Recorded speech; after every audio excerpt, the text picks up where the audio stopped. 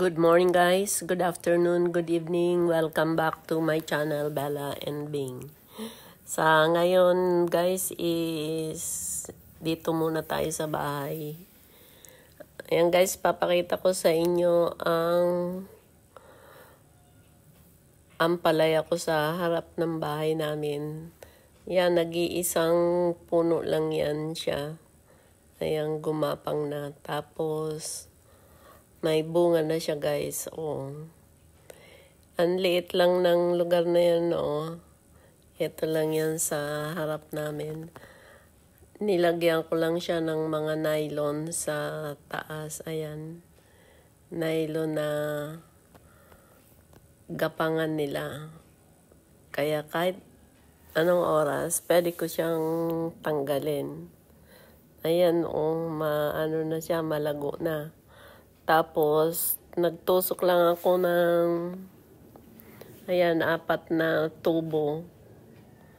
Tapos, inano ko lang ng nylon.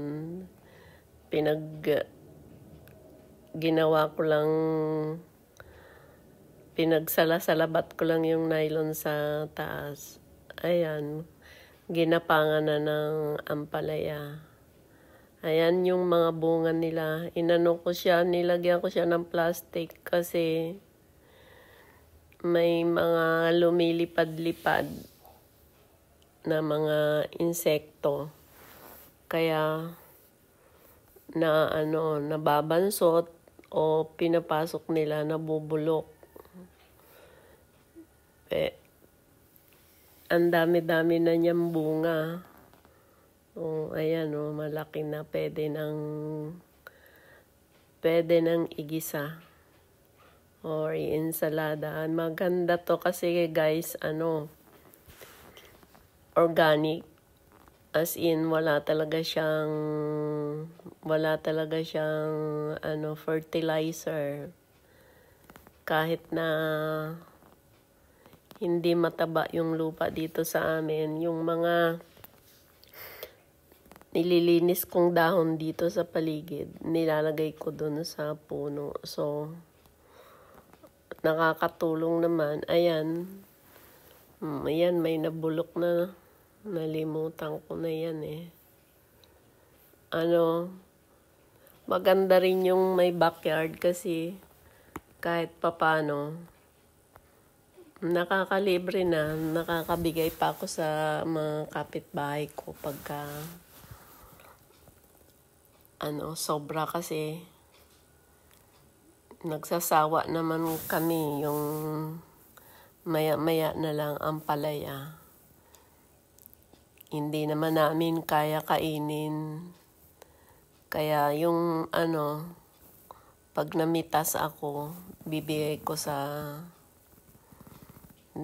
dito sa katabi namin or ayan oh. Kahit isang puno lang dahil gumapang na sila. Ayan. Yan, may sili pa ako dun sa harapan. Oh. May sili dyan at saka sitaw yung na yun. Oh. Yung gumagapang. Dito sa gilid ayan, mayroon akong puno ng tagdon. Hindi ko na nakunan sa taas. Malunggay pala. So, kapag gusto kong magsabaw-sabaw, hindi na kailangan bumili. Ayan no, ang katapat lang niyan iitlog. Thank you guys for watching.